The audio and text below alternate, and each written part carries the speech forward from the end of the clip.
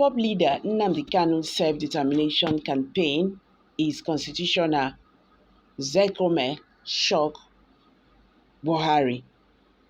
According to him, Kanu rather escaped to save his life, which was heavily under threat during the invasion of his home by the armed soldiers, Nigerians.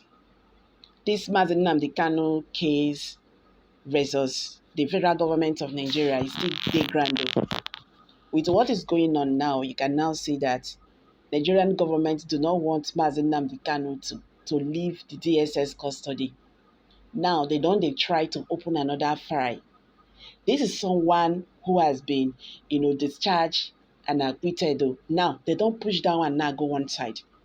They won't open another file of case for him. They don't bring back again the case of jumping bail and all that. In the first place, why did Nnamdi Kanu jump bail according to them? If that is what the language they are using, if actually he jumped bail, why did he jump bail? This man was in his house. The federal government of Nigeria, led by President Muhammadu Buhari, invaded his house. And they did that for a reason. 28 persons was killed that very night. Not only God save and come out, but people died. Those people that died, they are humans. Now people father, now people brother, now people mother. They die like that. 28 persons. The handwork of this APC government. If you do not want somebody to go, it is a simple case. Why can't you sit down and discuss with the person? Instead of all this wahala, creating problem, disunity in the country. We have never been divided like this. This Nnamdi Kanu's case, if time is not taken, it will lead to something else.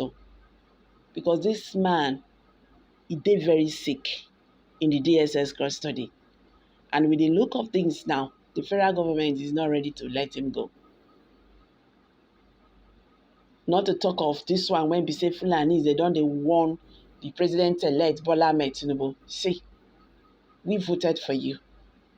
And we don't want the situation whereby you will release the IPOB leader, Nnamdi Kanu. Don't listen to what Organize is saying. Okay, how do we start the healing in the country? How do we start the process of healing in the country? See, this country just turned upside down. But what exactly is the crime of Nnamdi Kanu? Is it his guards? Is saying my people are being maltreated? But it's very glaring. Everything is just there. And you can see it. You can hear, you can see when people will say, an Igbo man cannot rule Nigeria. Why? What is their offense? Just because they are from the southeast. Let there be inclusive. That is exactly what is bringing agitations in the southeast.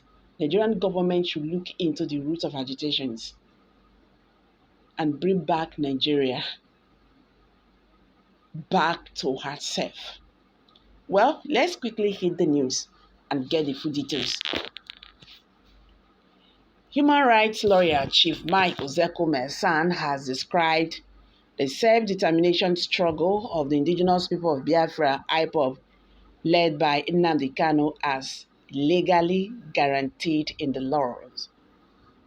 Ozekhome, who disclosed this in a keynote address at the Handshake Across the Niger 2, held in Enugu on Friday, called on President Muhammadu Buhari to order the immediate release of the incarcerated leader of IPOB, Nnamdi Kanu, for the information of those harboring the thought that it was an illegality or unconstitutionality.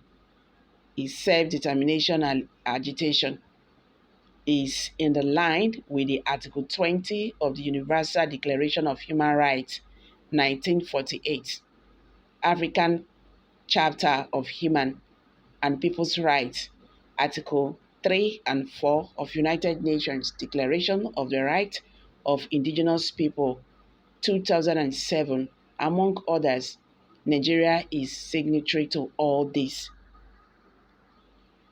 The handshake was organized by Nzuka Umunna, is a project seeking to close the gap among major tribes in the country for a better Nigeria.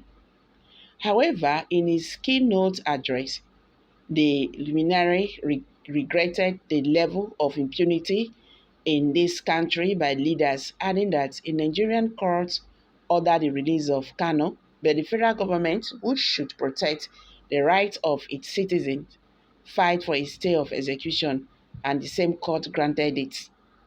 Ozekhome, who is the lead counsel for the IPOB leader, insisted that Kanu never jumped bail as was earnestly banded by the federal government. According to him, Kanu rather escaped to save his life, which was heavily under threat during the invasion of his home by the armed soldiers. He queried if Kanu had been killed by the invading Nigerian army, whether the court case would have continued. He said, "We are telling the federal government that this is not proper. Set this man free. Nnamdi Kanu is not well. He has ear pains.